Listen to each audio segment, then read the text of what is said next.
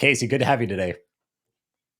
Thanks so much for having me on. Excited to be I'm here. excited to have you. I'm excited for this conversation and the depths we could go with getting started today with your experience. So this will be a lot of fun. So there's a bunch of areas I want to go. I really thought would be a fun place to start because this is actually, it's one of those things like you hear it 3 or 4 times like in a row, these things, and all of a sudden it's top of mind. And I was talking about that. Actually, I was interviewing Joe DeCina. I'm not sure if you've had him on your podcast, the founder of Spartan. Um, I don't think I have. Oh no, we've talked, and I have not. But we've talked, and we're going to do it soon. Awesome. Yeah, he's a really interesting guy and love his story. So anyways, we were talking yesterday and the reason I wanted to bring this up to you because we were talking about consistency and showing up and kind of the importance of this. And so I'm kind of curious your perspective. By the way, I noticed you and I started our podcast within like a week of each other, which is kind of fun. Really? Yeah, I started November of like around Thanksgiving of 2017. And I think you were right No. about the same time, which is kind of Yeah, I was late December 2017 was my first podcast episode, and I probably had like a 30-day build up period of like, all right, I'm gonna do it. Let's just get started in the sake of the show, cool. right? But that's so cool that you knew that. How long did you I'm gonna already we'll take a little tangent for a second, but like how long did you think about starting the podcast before you actually even did any work, like maybe had your first interview, whatever you want to use as that kind of, hey, I started this. How long did you think about it and fret over should I do it or not? I gotta say, it was not too long, right? I love the thesis of this show, Brian, and I think it's been like quite the testament to like any success that I've had over the years is to just get started. I remember like the book's right here, Crushing It by Gary Vee. I remember that I believe it's the last chapter, one of the Oh, last chapters in the book. Just talked about podcasting. And it was one of those moments in my life where I was trying to put out content on social media. I was 17 years old. I got the entrepreneurial bug a year and a half ago after I almost got paralyzed playing football in a neck brace for 6 months, and which we will dive into, I'm sure. But right before starting the show, I remember reading this book, and the last chapter was about podcasting, and Gary Vee was explaining how it's impactful for not only content but meeting great people and learning from them, but also the business opportunities that can come from those conversations. And it wasn't that I didn't even think twice about it, but I just felt a natural curiosity in the medium, and I was listening to a handful of podcasts here and there, and I went ahead and recorded my first episode on a pair of wired Apple headphones. It had no fancy mics, no fancy roadcaster like we're talking about. It was just me walking in a circle in my brother's room back home in Virginia, just saying, "Welcome to the show." The goal here is to interview founders and entrepreneurs. Not sure how or why people would want to talk to me, but that's the goal here. And 6 years, 500 plus interviews later, we're still rocking and rolling. have you gone back and listened to episode 1 recently? Oh, dude, it's I think I actually have because, a friend sent it to me and I just cringed. Like, it's hilarious thinking back of not only how I would carry myself, but just the not lack of care, but just I didn't think twice, right? Like, if I think about it now, it's one thing to feel, like, insecure and like, "Oh my god, that's so cringe." But back then, 2017, and still today, it's like that mentality of I just want to put this out because I'm going to do it for me. I don't care what people think. I just want to do this, and I'm just going to get started. Um, but no, I don't listen to it often. Quite frankly, I never really watch or go back and listen to my own podcasts. Oh, yeah. Yeah. Yeah, I mean, I think it's one of those things too. Maybe I guess I do because like when I'm editing video and stuff, you maybe get so much of it, um, For sure. you'll kind of hear it. Well, what's interesting you said that, and I'm kind of curious maybe to go deeper down this because, and we were talking a little earlier, we're different generations. We're 17 years apart. I'm the older one, if no one can tell if that's watching the video. Dude, you look 25, I brother. appreciate You that. look Thank great. you very much. I'm going to make sure I hit this on replay all the time. But what I had so much fear of starting, and I had a different career a dozen years ago, and I was very complacent in life. And I wonder if that's part of a generational thing, or do you see this with other younger folks you're talking with? Because the way you said it there was like, hey, I'm just going to go for it. I'm going to start this, and I'm going to be it seemed like there was a confidence there. Like, did you always have that with your life, or was that something that maybe was born out of that year and a half of kind of doing the research and starting to really feel like you had it in you? I'm kind of curious how you'd take that. Yeah, no, that's a great question. I think for me, like self confidence, I think is it's not only so important, but for younger, like 13, 12, 13 plus, like those years of, you're going into high school and people can be so self-conscious. When I reflect on like my childhood, I'm the youngest of three brothers, and I was the kid that always like played up in my league. I would play on the older team with my brothers. I would, in hockey and lacrosse and eventually football. And I I felt that I've always needed to sort of like, you know, um, say yes before I was ready, like Mhm. internally, right? Like if I wanted to, play with my brother, I can't be afraid. I just got to step in the rink and know that all the kids are 4 years older than me, and we'll see how it goes. So I think just reflecting on that question, that's always been the case for me. But by no means have I not had insecurities or like a fear of failure or doubt. We all as humans, these are so natural to come across, but it's the ability to persevere even when you feel that way, that truly makes not only discipline as a word, but just the pursuit of something so special, right? So, from the podcast lens into the question, coming out of this neck injury, and just for context for the audience, I was 16 years old or just turning 16, sophomore in high school, end up getting injured playing football, ended up in a neck brace for 6 months. It was one of those moments where one day I'm about to start running back, and I've been prepping for months of hard work, football practice. And the next day I'm at the doctor, and he says, post x-rays, good news and bad news. Good news is you're not paralyzed, which could have been an outcome. Bad news is um, you can never play football again due to the instability of your spine. And we really got to see how you recover in terms of like your physical abilities. I grew up snowboarding and just being so active on all fronts. And God forbid I have recovered well, even though I have some frequent neck pain. But I run marathons, snowboard. As I'm more active than ever today. Um, but to my point though, coming into that injury prior to starting the podcast, prior to starting a business, prior to ever putting out content, it was the most like, depressing point of my life, right? As a 16-year-old kid, your identity as an athlete is ripped away from you. You sort of lose the sense of self-worth or motivation or self-confidence, right? In terms of like, oh, I can't do the things that make me feel confident, right? Whether that's playing football or just playing sports or being active. Like there's a sense of confidence that comes with competitive sports that you have to Mhm. have in order to obviously, be competitive and get physical when you're playing sports like hockey, lacrosse, and football. So I remember being in this very just like depressive state that um, not to say that it went away, but when I ended up going down all these rabbit holes of self development and entrepreneurship just from having the time in my neck brace and stuck in my bedroom, that's when I just started going down these rabbit holes of following the Gary V's and Tony Robbins and the Richard Bransons and just really immersing myself sort of by accident into the world of business and entrepreneurship and marketing. And I think that slowly but surely built up this newfound confidence through all of this immersion of personal development to then be able to just get started in the spirit of the show, right? Like being able to see a different path for myself, being able to envision what my future is going to be like. And yeah, it was born, I think, like this new invigorated self confidence was from that very dark period where I had the least amount of self-confidence and passion and ability to, want to do anything. Like it was a very depressing time for me. So, um, I hope that answers your question. I mean, but I think there's a lesson there though.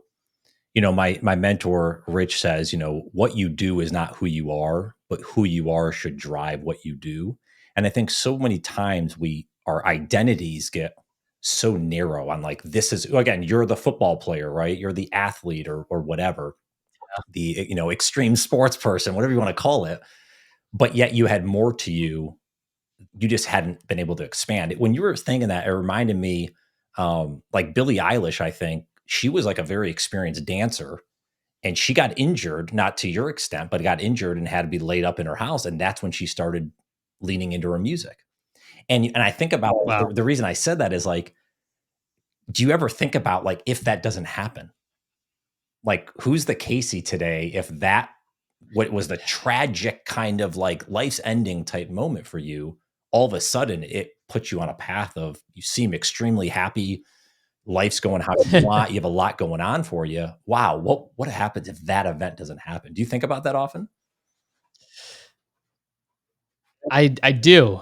I shouldn't say I do in terms of I think about it often, but I am frequently reminded of this event, whether that's from literally like pain in my neck or I have this neck brace trophy. It's funny. This I shouldn't say it's funny. It's great. This artist who I love, Daniel Allen Cohen. He's been a buddy of mine for a while.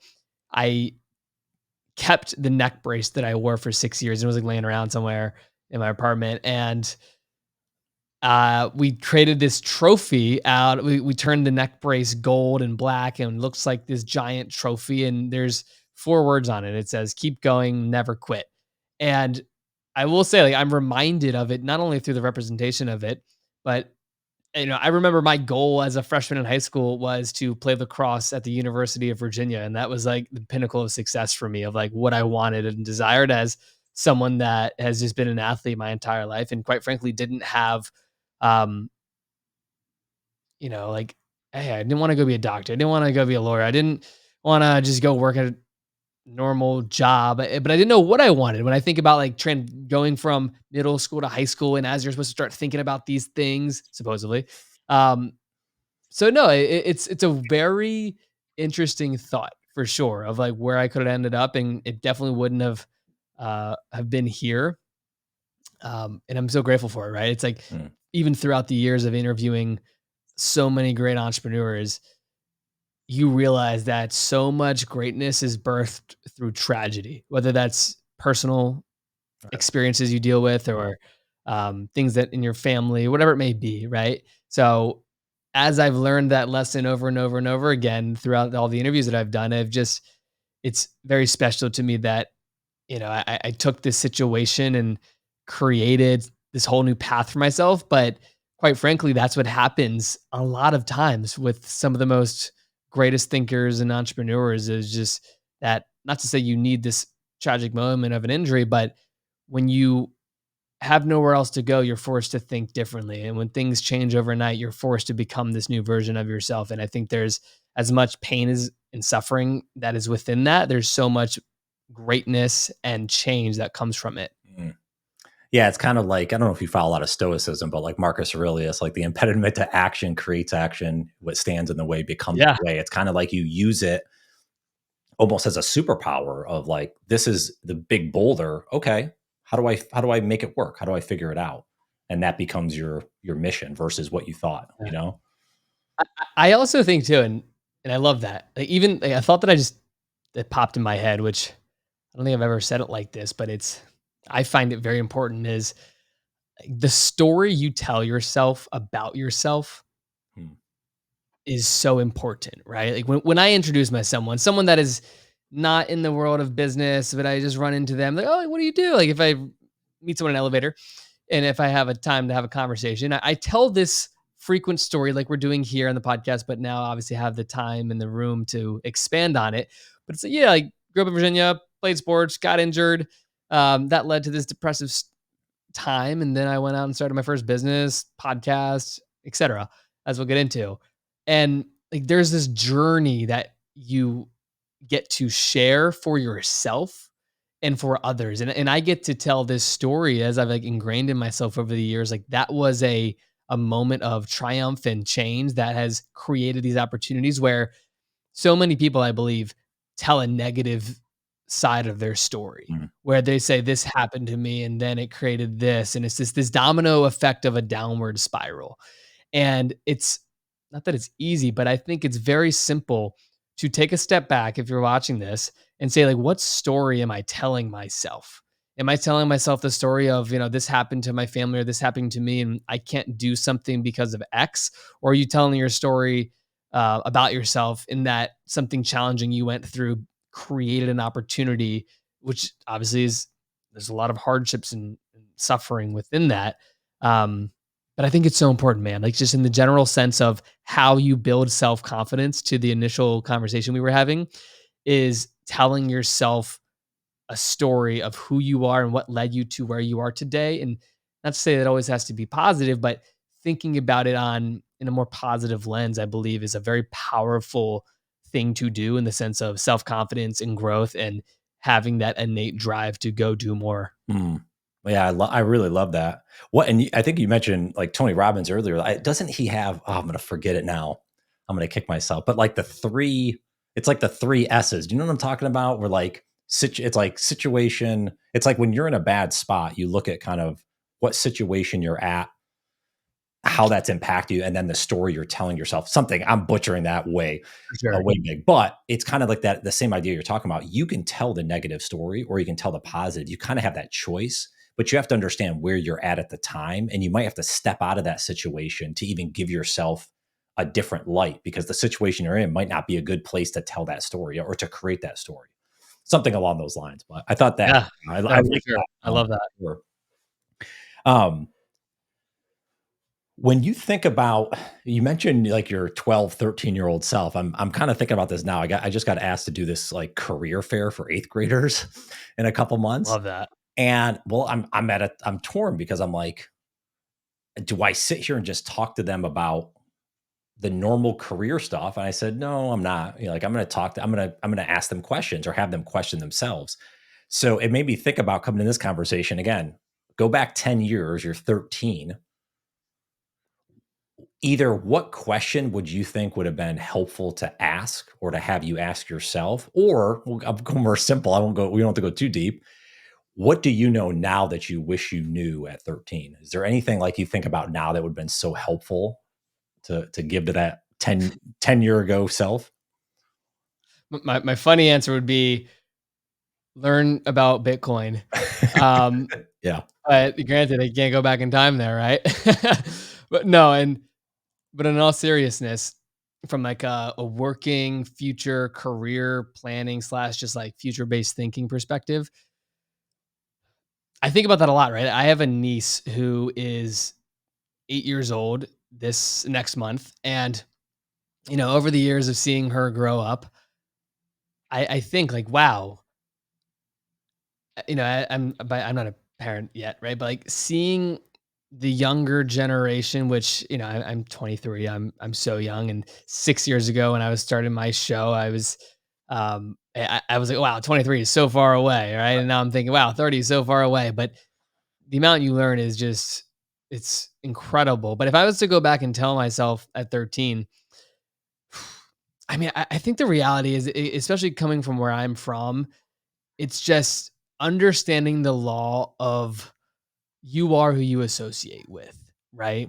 Like you are going to become interested in what your friends are interested in. If your friends are, doing drugs and drinking alcohol and partying all the time, you'll probably be the next person to. If your friends are 13, 14, 15, starting businesses and side hustles and shoveling snow off driveways in the winter like I was and selling bracelets at the corner made out of like string to or selling lemonade at the local pool, like there's innate characteristics in just how you think and granted no 13-year-old wants to hear like, oh, don't hang around your friends, but as time progresses, right, like especially in those early years of like middle school, high school, and as you're thinking about your future, um I just think it's so critical to audit who you're spending time with in the sense of um are these people around me like positively impacting me, all right? Or nowadays, right, if you're someone that has so much drive to be a gamer and a streamer and live streaming is massive and you're 8, 9, 10 years old but none of your friends are streaming, but you have, you're watching all the big streamers and you have this drive, like you owe it to yourself to like try it, or, to go out and see what's out there. And maybe that's too young, right? But maybe not, right? I think there's an abundance of opportunities now. And granted, the world isn't about opportunities, be a kid and embrace that. But if I was talking to myself at 13, I would just get, like, hey, like when you find something interesting, like go all in on it. And I believe that's to an extent that's what I did, whether that was like video games at a time or shoveling driveways and in the winter, Mm. or sports, right? Like full immersion of passion and obsession. That sense of characteristic, I believe, is a very powerful one for a kid to have, right? When you see a kid obsessing over a video game, it's like the double-edged sword. It's like, okay, they love it so much that they want to spend all their time doing it, but you don't want to just dig yourself into a hole that doesn't get you anywhere, or that is like a bad obsession, right? Um, but yeah, I think it's just like pursuing passions and um, knowing the long tail effect of you associate with, and you want to be around people that inspire you, and yeah, just be like positive role models for you. Most importantly, Yeah. Well, I mean, I think the access, and that's the different with generations. Like again, growing up, I was born in '83 for context. So like growing up, like even in high school, we had a computer in the house. I had AOL. Do you even know what the Insta AOL Instant Messenger? Have you yeah, ever seen that? I never used it, but I'm familiar. Yeah. So like AIM, that was like the early messaging stuff. But what I'm getting at is like the access to information was not there. We had encyclopedias in the house, but we didn't really have access to the internet probably until I got into college, which is basically right around, you were just learning how to walk then. And or Yep. maybe, yeah. But what I'm getting at is I think that's to your point. I think it's skewing younger now because the access to information is there. Again, I look at my 11-year-old and the things he can look up and things he can learn, the things he watches on his iPad is just unbelievable to me. Good and bad. And Yeah. there's some bad stuff out there too. You have to watch and you have to put some boundaries in. So I think that's something just to mention is the information's there. And then to your point, I think, yeah, who you associate with. Well, let's turn it back to podcasting because I didn't real now it's second nature to me. I didn't realize this at the time, but the amount of people that I've been able to meet, like yourself, that I could learn from people. It helps grow a network of individuals, again, kind of like-minded, really think differently in ways, but also in terms of, yes, they're entrepreneurial. They kind of have a different thought. And it's amazing. Like everyone has access to that, but how many people will want a cold email and see if someone wants to be on their podcast or Yeah. wants to interview? But the access is there. Like, how do you think about that in terms of being around those people, like utilizing podcasting for that to learn? I mean, I get a damn MBA from doing this podcast. I mean, it's Yeah. amazing. So I'm curious how you think about that.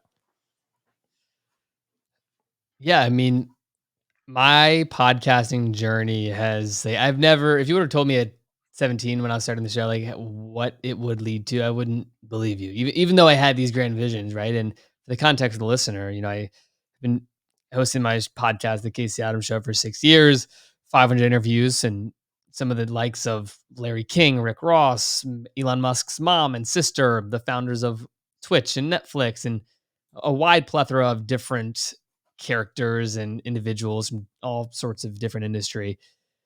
And, it's not just about the people you have on the show, but the understanding of being able to learn from these people and ask them great questions, hopefully, but also the ability to just recognize, wow, everyone has not only their own story, but they're on their own journey. And it all started with putting out that first song, putting out knocking on that first door, putting out that first podcast, right? Like I think we live in a world where it's so easy with the abundance of information to see Mr. Beast at 200 million subscribers. Um, and you're just like, oh my God, I want to be the biggest YouTuber in the world, or I want to be a creator. But the ability in the lens of being someone that has a show and gets to do interviews, you know, you get to go back to that moment of like, wow, and understand that like a deep sense of the journey. Mr. Beast put out his first video and there was that video that went viral that's like hi myself in 5 years, and then he had like hi myself in 10 years. And it just started with that first step and that first risk, or I guess you could say like that first sense of action And I think that, people always ask me like, "Hey, like, what's the key to podcasting?" And before we go into growth and all the guest bookings and strategies, the fundamental reason why I host my show, there's three of them. One, and we kind of talked about it, it's meeting great people, learning from them, and creating business opportunities within that, right? Mhm. That in and of itself, like in the world of business, you're always going to be dealing with people. You're always hopefully going to be learning, and you're always going to want to create new opportunities. And the lens of in which podcasting lives, long form, in depth conversations, not only does it help with building your brand and creating content at scale, but it expedites those three verticals of where and why I do a show of meeting people, learning from them, creating opportunity. Like one reference that I always like to make is my last company, MediaKits.com. We raised $1.5 million from 37 angel investors, and about 80% of the angel investors were prior guests of the podcast, or through a second degree of that, people that I met through people that I had on my show. And that's just one example of the dozens and dozens and dozens of other things that I could dive into. But I've seen that manifest so in a way that is undeniable in terms of not only the value, but the consistency of it. And that's why I love it so much. And that's why, my new company, listener.com, is all about the future of podcasting and the industry as a whole. And, we'll dive into it later. But I think to the initial question of, why I do the show, and I know I've gone on a little tangent here, is it's just so instinctive to my core. And I think a lot of times, it's that idea of like, reinvent yourself. But over the years, I've always told myself, like, hey, I'm going to do my podcast forever. Like, it's something that when I had that conversation with Larry King in 2019, I was 19 years old. He was 87 years old. That conviction that I felt of like, oh my God, how did I go from recording my first episode on a pair of wired Apple headphones to interviewing, like, if not the greatest interviewer, talk show host that's ever lived throughout this generation, interviewed all like seven of the last presidents and has been doing it up until he passed away, literally. He's 87 years old. And not only through that experience, but just by having moments like that, it's given me so much conviction about not only the future of the medium, but just what it means to me. Mhm. I love that. Yeah. Because I have people that ask me too, like, "Oh, do you still going to do the podcast? Do you still?" And I was like, "Yeah." I don't even think about, like, I just love. It's one episode at a time. And that's the thing. Going back to the Mr. Beast thing, this goes back to, we were talking about consistency. It's just doing things over and over again over a long time horizon. That's all it is. Anyone that's done anything that's what you would consider quote unquote successful. Again, forget about the person that not got lucky, but maybe they hit something within, like, what Instagram was at, how many 100 million users in the first year and a half. Like, take those all off Yeah. the table.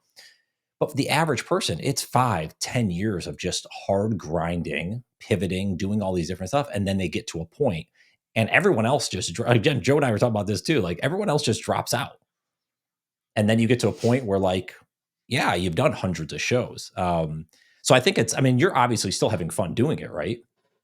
Every I episode. love it, man. Yeah. I I love it. And it's if I'm ever having a stressful day, or, just a day where I'm like, oh wait, things went wrong, got to deal with this, but I have a interview on my calendar, either in person or online. Not only do I like prepare myself to go sit down, but I go from, like dealing with things, putting fires out, to just pure listening and like diving into a conversation and hopefully learning from this individual. I come out of the other side so just the right word isn't excited, but I feel so great because it's the ability to find peace in the chaos that I think, Yeah. makes entrepreneurship worth pursuing, and what makes great leaders is to look at something, that could be crumbling, or that you got to build your parachute on the way down, the saying goes. And I think having a show, at least how it is in my life, just gives me that time of space to listen, to just be so present. Like, you can't be in a quality podcast and be thinking about all the things on your to-do list that you got to do, or the messages or the emails or whatever it may be that you're dealing with. If you're simply listening and, doing your best job at paying attention and creating the best interview possible. And I just love it. Like, all that aside, I just love doing it. And I know it fits into the ethos of what I'm building now. And um, yeah, it's something I love. Yeah. You know what I love when you were talking with Larry, where the thing he gave me chills when he said, he's like, I'm eternally curious. And it really gave me chills, because I'm like, because I feel the same way. And you're, I think, like this too. It's like that curiosity sparks so much, because to your point earlier, you go into conversations like, you and I don't know each other, besides we've met whatever 30 minutes ago, whatever, 40 minutes ago. But there's this curiosity of like, wow, someone has 23 years on planet Earth, like yourself, all the things that you've went to get to this exact moment where you and I somehow met and are able to talk like this. Like, how cool is that? I don't know. I just thinking about it, it's really interesting of like how lives weave together, and then you have that one meeting point. So Yeah, anyways, I think it's pretty, absolutely. it really, I love that. which is why, again, talking about podcasting, because I wanted to ask you about listener, like, why do you want to hang your hat here? Like, why is it so important going forward doing this? Yeah, and I think it goes back to, like, the story you tell yourself, right? Like, for context, I've started many projects, companies, from media company to ad agencies. Obviously having my podcast, to my last venture was a tech startup called MediaGids.com. And what the product was the easiest way for creators, podcasters, musicians to aggregate all of their cross-platform social data into one place, so that when doing brand deals, you can represent yourself in a way that not only represents your cross-platform social data, but it updates it in real time and it's shareable through a link.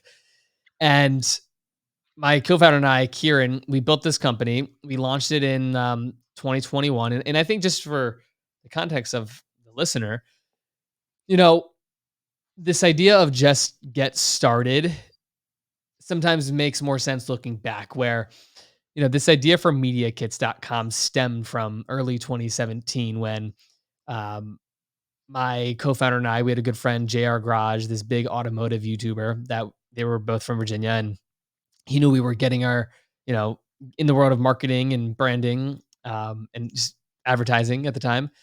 He's like, "Hey guys, can you make me a media kit? This company asked me for one, like my social data and like a good presentation for me to send to them. They asked for it." Like, sure. So we make one on Canva, Photoshop. Take us a couple hours. He sends it to the brand and he gets the deal. And then 3 weeks later, he comes back to us and says, "Hey guys, uh, Ferrari North America contacting me. They want to fly me down to Daytona Beach, Florida. They asked me for my media kit. Since we last spoke, all my numbers are wrong. I had this video go viral. Can you go update it for me? Because I just want to, Mhm. represent myself in the best way possible." Like, sure. So we go back, we change all the numbers, we're changing the fonts and the colors, send it to him, he gets the deal. And again, this is 2017. I'm still living at home, still in high school. And we're like, why isn't there a way for creators to create a media kit or a digital resume that never gets outdated in terms of the numbers? Like, that, it seems like a simple, clear idea. Um, and we're like, "Oh, cool, that's a good idea," but we're focused on other things, and it's tech product. Oh my god, like, we don't know. We're just starting our first business. Like, we don't know what to do. We're just learning as much as we can every day. Right. Then we put it on the shelf, right? 2017, and then years go by. Ended up moving to Arizona, running a media company. And fast forward to COVID, 2020 comes around.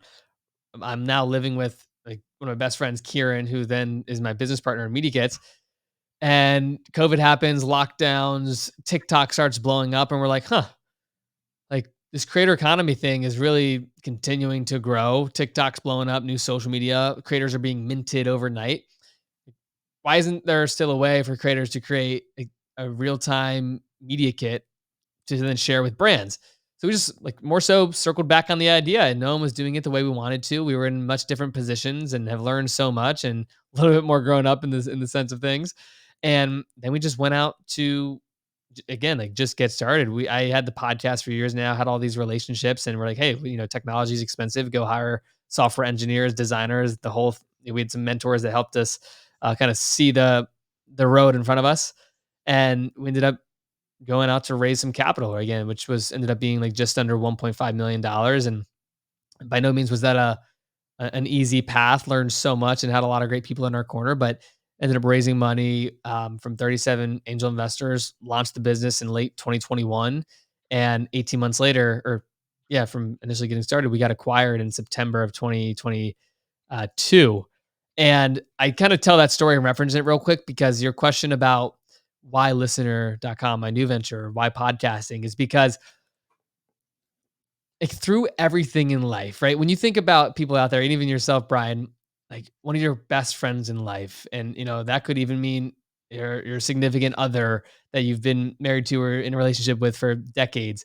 When you think about that person in your life that has been with you through the ups, through the downs, and like they're with you every step of the way, if I think about that context in business, it's my podcast. Like since I was 17 years old, like one thing that has remained not only such a passion and something I love to do, but has remained through all the different businesses that I've been, all the different states that I lived.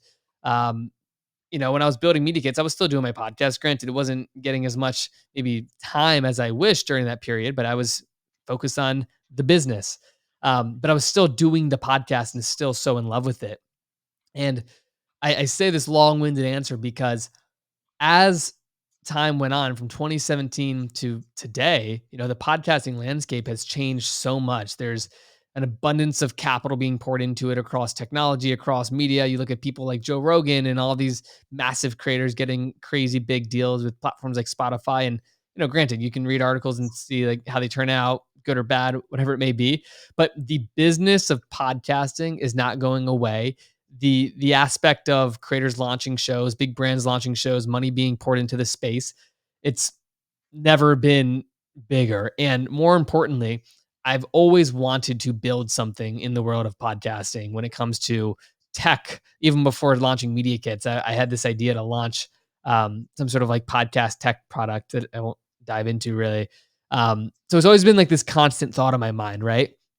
Kind of same thing. It was like the seeds being planted all these years to go and build listener.com, which I feel that the last 6 years, everything that I've done up until this point was preparing me to go launch and build this company, listener.com, which I like to describe as a vertically integrated podcast network consisting of podcast related services, tech, and media, which we can obviously dive into. But, we launched about 2.5 months ago now. And again, quite frankly, and even before us jumping on this podcast here, like I've never felt such a sense of strong momentum in what I'm building. And again, like that story that I'm now telling myself, and now in this case, get to tell the world, it has never been stronger. Yeah. Wow, man. That's awesome. I could just hear it in your voice, the excitement, which is kind of really cool. And I played around with the platform a little bit. I mean, very clean. I mean, I'm sure it's in the early iterations still, and there's a lot of things that you're like, oh my God, we got to do this and improve it. But very clean. Again, just the fact that you can upload a piece of audio and then it can transcribe it, it can create these, social posts, all these different things that you guys are doing is really neat. So I'm excited to see where you go with it. Um, I appreciate that, do man. you feel, I mean, the angle you're taking now, do you feel there's a gap in the market? Like no one's doing this, or is it like, hey, we're going to innovate and do it better? What's kind of I don't know if there's a certain angle you're trying to take, or just like, we want to create it and it doesn't matter what's Yeah. out there.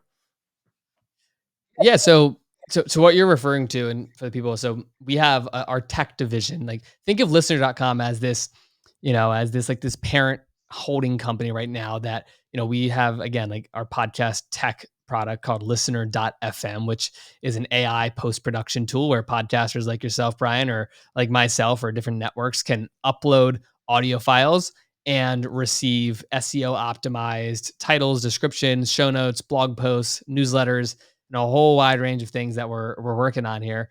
And that's been something that just really stemmed from my innate drive to want to solve my own problem of like post production management Mhm. from the text based side. That was the first thing of like getting the episode ready to upload directly. So Listener FM is that in terms of like the first tech product that we've launched within listener.com. But listener.com as a whole is more than just a tech product post production Mhm. tool. It's podcast related services where we're helping companies launch and manage their shows. We're helping top executives and entrepreneurs share their stories on top business podcasts with our concierge booking offer. Mm, And then on the other side, we're building out like the biggest podcasting community in the world is the goal across all of our different independent shows that we're launching across the listener.com podcast network, but also our partner shows that we're working with to help amplify their messages, and the media that will come from all of that. You know, people always say, you look at some of the biggest companies like HubSpot. At the end of the day, no matter what business you're in, you are in the media business, right? Like the digital landscape of marketing and telling your story is has never been more prevalent, and the ability to build out, the listener.com podcast network, it fuels the bigger machine in which we're dealing with here with the tech and the services. But that's just for the context, right? Like in terms of like the overall um, like portfolio of what we're building, listener.com in my eyes is not only the future of podcasting, but this ecosystem in which podcasters can live within. mm. Do you find the challenge, like, especially with these bigger businesses, I find they still, it's like the old traditional, like they're still reading the newspaper. They haven't fully grasped that podcasting is a different way. I think I'm going to go down a random tangent here because I'm thinking about this. There's some stuff I do with, like, a podcast for the guest side of things, but I find like people still think of it as like, oh, it's just an interview, and they don't think about all the content that can come from it and the opportunities, like we were talking about earlier, all these different things that can come from it. They only think of it like, well, I don't want to do a podcast, I don't like interviewing, and they forget about all these other aspects. Do you find that's the biggest, I guess, crux of people starting, or is there anything else you're seeing of why people are still hesitant? Yeah, I mean, I think, do I think every single person in the world needs to have a podcast like they have social media accounts? Probably not. But do I think that every notable brand person should implement a podcast strategy into their brand marketing? Yes. In terms of, podcasting nowadays is more than just the single audio file that you listen to in an RSS feed. It's a storytelling aspect. It's long form content in a world consumed with short form attention spans. It's depth and brand building. And most importantly, it's media and video content at scale as well, right? In this world of video podcasts. So, there's no one size fits all, right? Like an interview podcast is what I have had experience with all these years, and I love doing it. But some of the biggest shows in the world are obviously the true crime, the murder mysteries, the just either informational or educational or just entertainment shows. Um, but when you think about, at least from my lens of the biggest podcasters in the world, it's the Joe Rogan, it's the Alex Cooper's Call Her Daddy, it's Jay Shetty, Stephen Bartlett, all these guys that are like in my guys and girls that are in my ecosystem of what I pay attention to. Um, you have to really love it, right? That's what excuse me, Larry King said, and I said that just now, and I remembered that it's directly in my consciousness through Larry King. I remember him looking at me in the eyes and he's like, "You want to do this? Podcasting, broadcasting, whatever it may be, but this element of what it all entails, you have to love it." Because someone that just gets into podcasting to want to interview cool people, let's call that as a reference. Like, not that you're not going to last, but it's so much to manage and it's a hard medium to grow. Just saying it bluntly, compared to this world of short form content at scale. You take out your phone, put out a TikTok, and you can get millions of views, right? That's just not going to happen in the world of podcasting. If you do, granted, phenomenal. There's obviously possibilities, but I believe the future of podcasting and how it evolves, it's going to get more and more, I don't want to say competitive, but the quality of shows, the quality of guests, the quality of, where the investment dollars are going in to build these new shows. There's so many different ways you can approach it, but it's about understanding for you in the lens of business, how it affects you, your business, and why you're doing it. Because so many brands, like a local roofing company, if they want to start a podcast, it's a completely different reason than why Jay Shetty started his podcast, right? So like understanding your reasoning, understanding your why, how it fits into your brand or business, and really committing to it. And that's what we hope to help brands see at listener.com is not only why you're starting a show, but where it fits into your business and to help with the actual execution through our services and resources that we're building within our ecosystem. Well, and you make a really good point there because I think some folks are like, "Ah, I don't want to start. I can't be Stephen Bartlett. Man, that's a big, productive, show. He's got like 30 people that work on it. I can't do that." But the reality is, yeah, if you're a local business, why not have something where it's different around your town, where you start interviewing people or having conversations on the street, whatever it ends up being, and you could do it. You don't have to do it at massive scale. So I think that's a great point. That everyone has that opportunity. It doesn't have to be like everyone else. Make it your own. Make it unique, right? Um, Absolutely. what's the biggest hurdle you have up in front of you with listener? What do you anything you'd share of kind of Yeah. the struggle that you're trying to overcome right now? Yeah, I mean, I think my big mantra of the year 2024 is simple. It's leadership development. I think I should say I believe that, any great team, any great business stems back from a great team. And in a world of so much talent out there and a lot of big companies doing layoffs, I believe it's never been more important to build a company or be on a mission with people that really love what you are doing and want to be a part of that mission. Mm, So there's always hurdles with finding great talent and um, you know, like really getting buy-in on what you're doing. But I think as I move into this year and as we're continuing to get clarity and building out our ecosystem of what we're doing, that will by nature attract the right talent that we want to build internally um, within the podcasting ecosystem, and, even outside of that, right? Business challenges can also stem back to, especially in the early days, like personal challenges, right? I think as someone that, and I always ask this question on my show for founders, especially like post exit. It's why did you decide to go focus on this next thing in a world where you have this clean slate, you want to go do something new again because you're just like have this innate drive. And I spent really all last year, like after I left the company that acquired us in early 2023.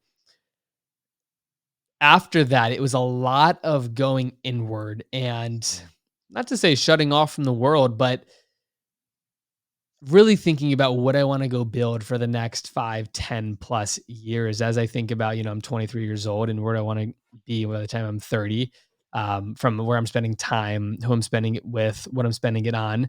And I think that, the hurdle is just staying clear on what that vision is, but also obviously, you know, being hyper focused on leadership development and the actual execution and just get started, right? Like in a world where, you could go build tons of different companies, even the greatest entrepreneurs in the world, right? Starting something new, like there's a special force that comes with that, right? Like I'm not a father yet, but I hear it all the time. It's like having a kid and then another kid. It's like that fresh, clean slate of like, all right, this is a time to really set the foundation of your values, what you stand for, what you want to go build. Um, and that's the phase we're in at listener.com and really what we're excited about and also very knowingly of the opportunity and the challenges ahead. mm. Is there anything specific you did when you talk about looking inward? Like, do you journal at all? Do you sit and meditate? Do you do anything that, whether it's out of the ordinary or something, across the board that other folks may do? But I'm just kind of curious how you think about going inward. For me, it's journaling for sure. I journal a lot.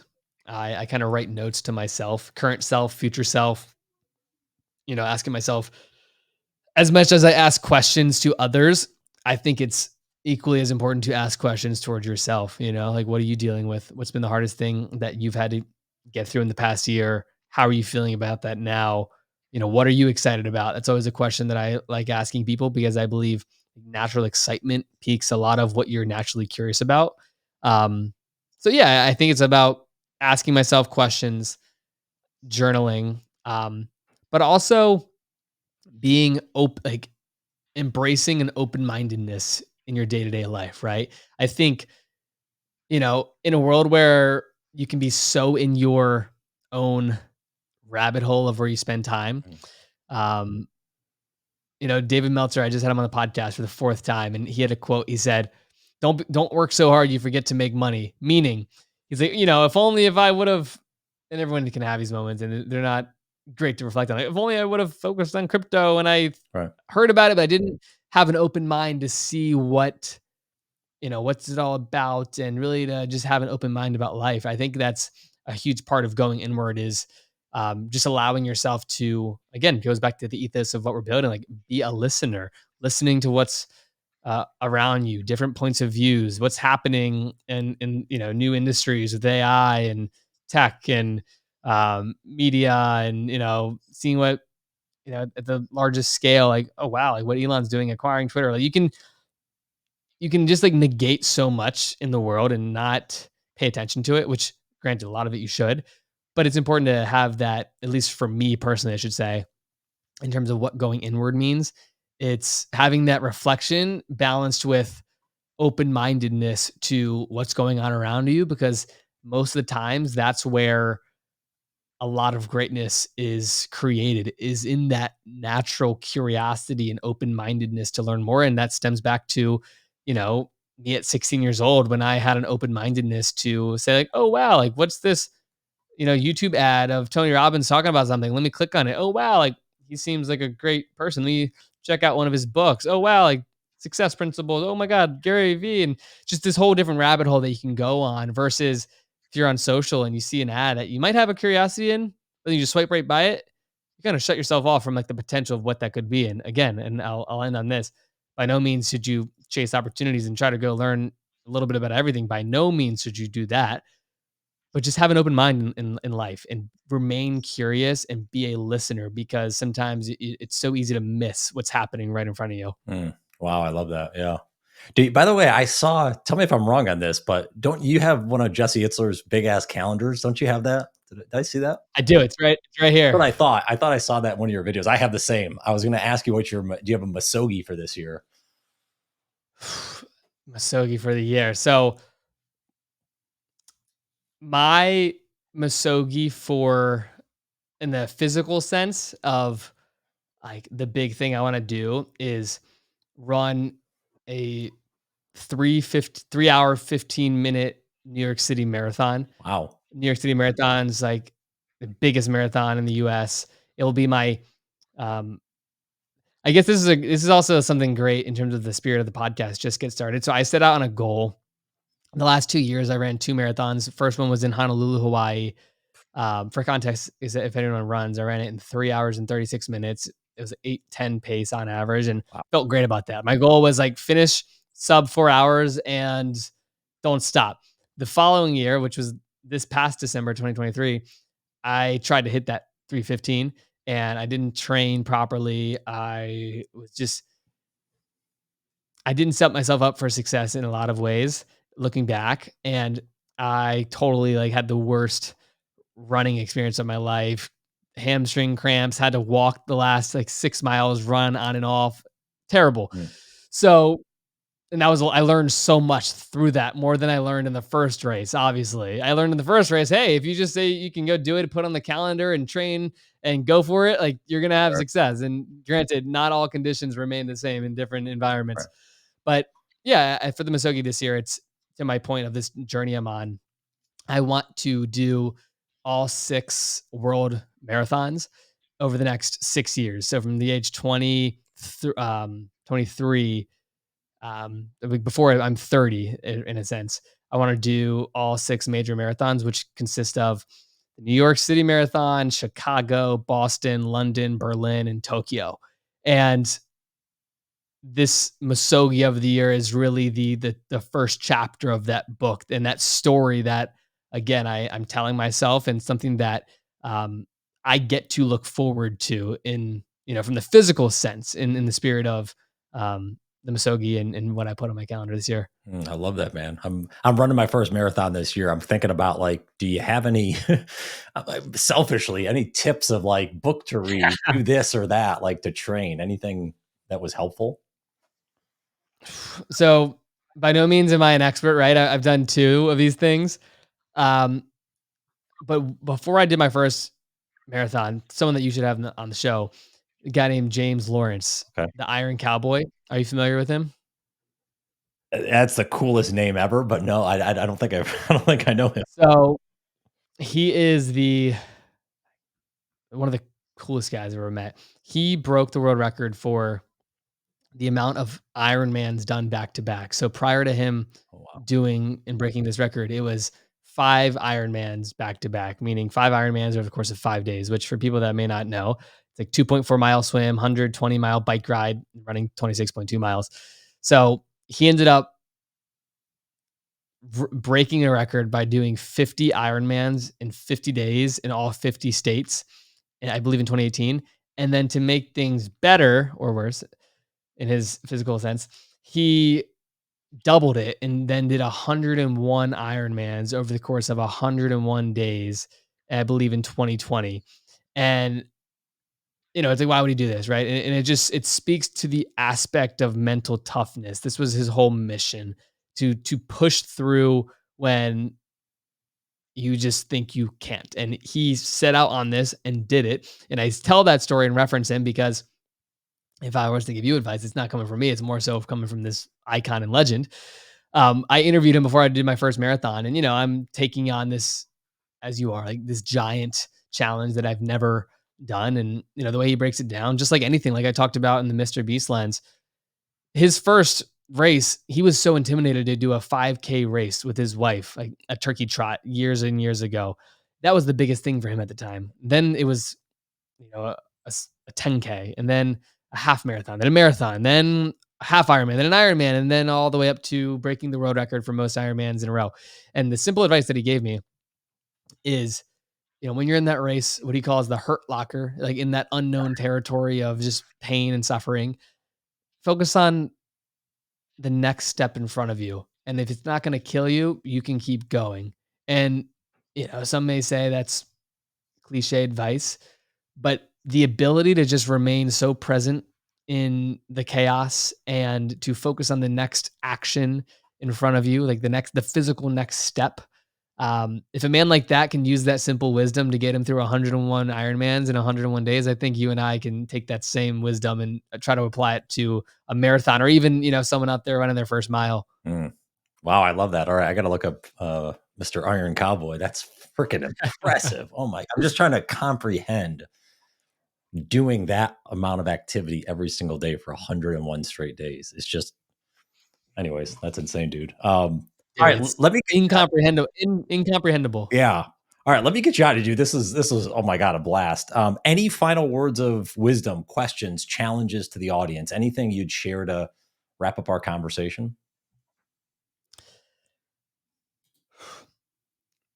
I would say so.